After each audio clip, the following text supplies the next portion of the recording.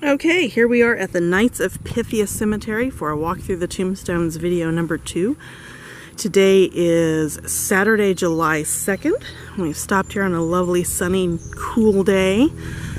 This cemetery is located in Smithville, Indiana, just outside of Bloomington. It's a small cemetery that was possibly one time linked to a church. I really don't know.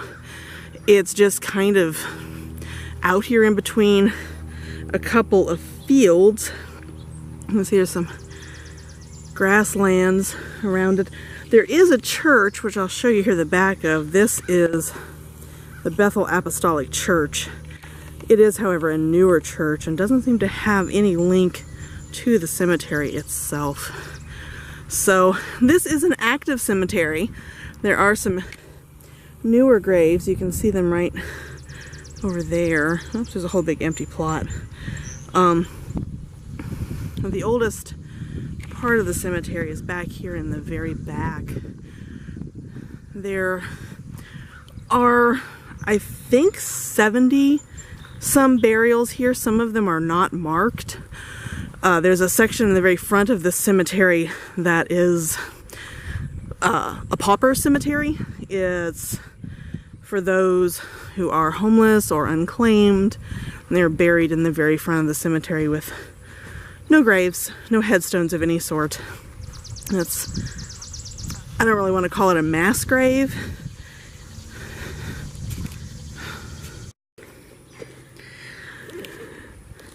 We're going to head back here to the back part of the cemetery. You can see here along the fence line.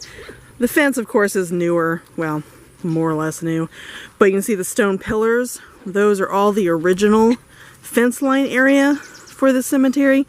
You can see how they go all the way around the outer edge. They go all the way around to the front.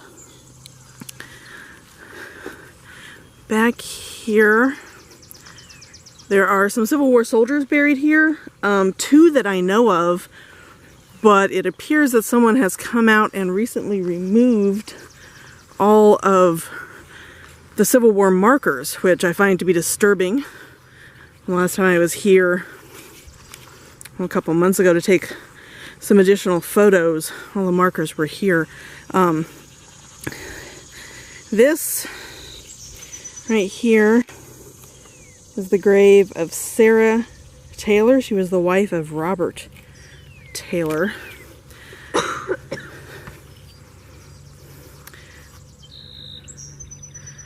This one, it's so hard to read.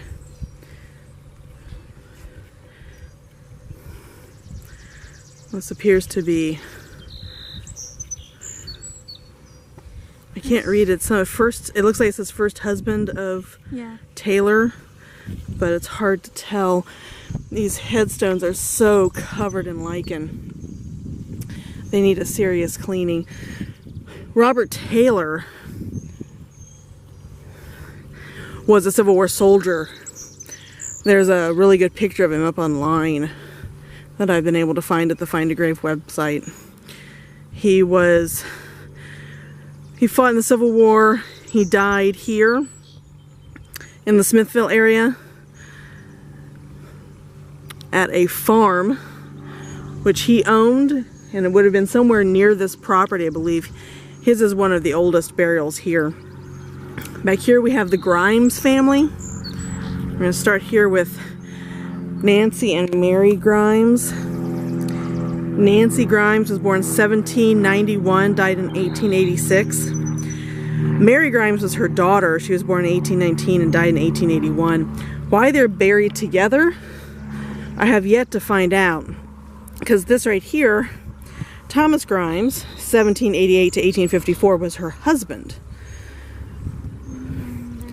And here's the son, also named Thomas Grimes, 1832 to 1851. He was not very old when he died.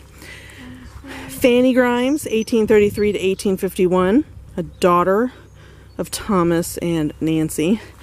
Martha Grimes, not the famous crime novelist, was born in 1836, died in 1850. And Alan Grimes died at the young age of 5 years old. This is the entire Grimes family all buried here in this one location. We have other headstones back here by the tree. Don't know who these belong to. They're worn away. You can see some stacked around the tree there at the base. No idea who those belong to. There are no records for this cemetery. It's possible that at one time there was a church where the Bethel Apostolic Cemetery is, and maybe it burnt down. Though the Knights of Pythias themselves are kind of a religious order. They're kind of like the Freemasons. They were generally of a religious mind. They did community work, things like that. But as far as I know, they never had a set church of any sort. So any church that would have been associated with them that may have been here is long since gone. Here we have John Tate, born May 12th, 1794, died September 6th, 1861. 1864. It looks like a 1 to me, but I'll have to find out for sure later. That's a 1.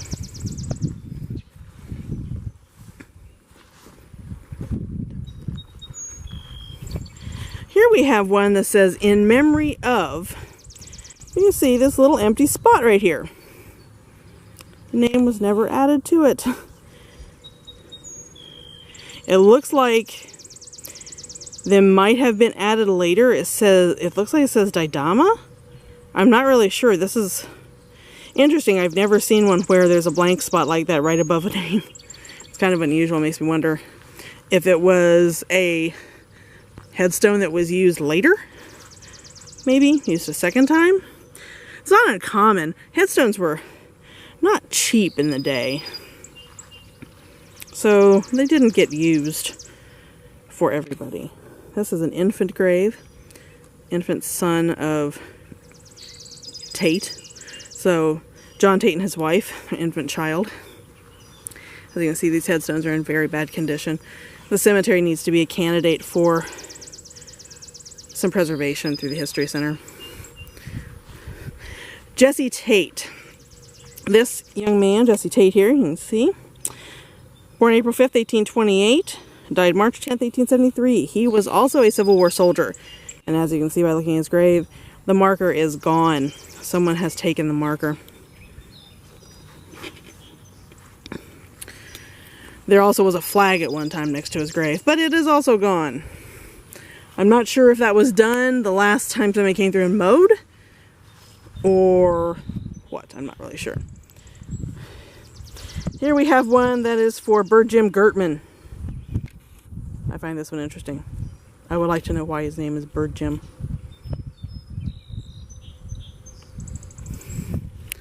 Alright, there's several more graves. As you can see, there's not a whole lot to the cemetery. It's a very small cemetery with very little history that is known. So I haven't been able to find any grave records anywhere. The information that's on record at the Historical Society is minimal. Look around here. Over there in the distance, you can kind of see it. There's a log cabin. I don't know if that's original to this area or somebody rebuilt it. Alright, this is the Knights of Pythias Cemetery in Smithville, Indiana. I hope you have enjoyed your walk today. Thank you.